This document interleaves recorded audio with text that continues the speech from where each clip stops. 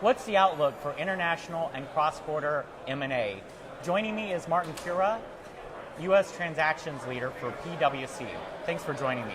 No problem. You're welcome. First off, let's look at the international landscape. What's your outlook for M&A?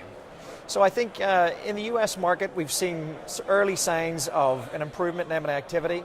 After probably 2.5 years of very flat to sluggish activity levels, I think there's real evidence that there'll be improvement. The North American market does outperform the rest of the world at this point. Europe is still in some state of malaise, and we've seen some of the developing economies like Brazil and China go into reverse as it relates to M&A activity. What are the challenges or some of the concerns or maybe opportunities of looking at cross-border M&A in places like China and Brazil? Well, I think you've got different levels of regulatory process there. There's different risks in terms of execution on deals, just because the deal infrastructure isn't as developed as what it would be in a developed economy. So I think there are risks around the quality of financial reporting, the quality of information that's provided in the diligence process, and frankly the quality of advice in the local marketplace.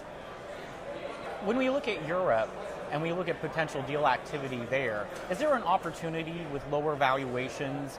There is some expectation for recovery there next year, is that correct? Yeah, I feel relatively confident about Europe, actually. I think values are depressed at this point, and with some of the developed economies starting to show improvement in terms of economic growth, I think confidence is growing, and I think you will see an increase in M&A activity with people swooping in to try to extract value. With high valuations here in the U.S., high multiples, does that make international deals more attractive?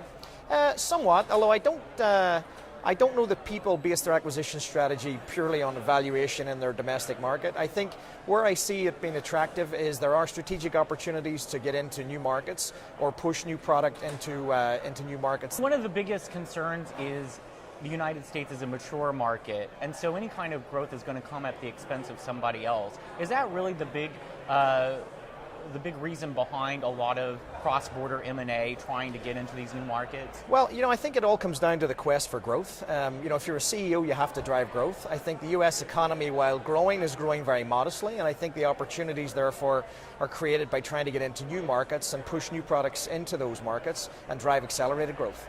Are there particular countries that companies here in the U.S. are most interested in entering right now? Yeah, in PwC we still see a lot of people interested in Brazil and China, also India, a little more cautious than perhaps they were 6-12 months ago, but certainly interested, because I think the long-term prospects for those countries and their development is very exciting.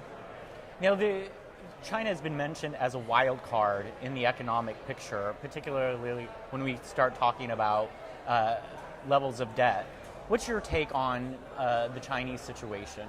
Again, I would still feel pretty positive about China. I think it does have still significant economic growth. While it has receded somewhat, it's still very positive. And it will be a situation, I think, where if you're careful and thoughtful about the transactions you undertake there, I think you can be very successful. Thanks for joining me today. No problem. And that was Martyn Curragh, U.S. Transaction Services Leader at PwC.